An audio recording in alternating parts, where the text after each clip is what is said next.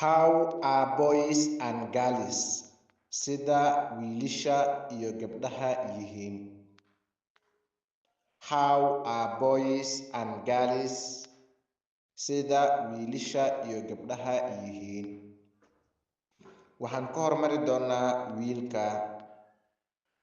I am a boy. Waxaan ahay wiil.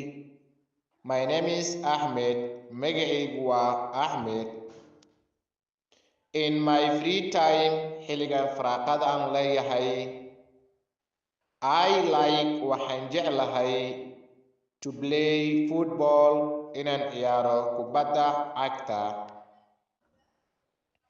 I am a boy. Waxaan ahay wiil. My name is Ahmed. Magacaygu waa Ahmed.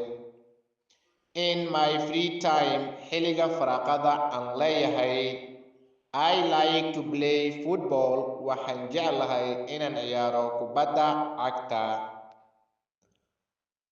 Gabadha aan ku xijinaynaa. I am a girl. Waxaan ahay gabar. My name is Marian. Magacaygu waa Marian.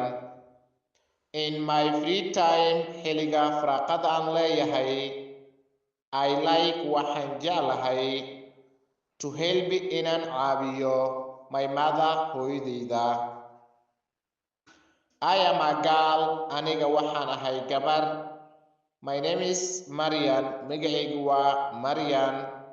In my free time, xilliga firaaqada aan leeyahay, I like waxaan jeclahay to help inaan caawiyo my mother hooyadayda.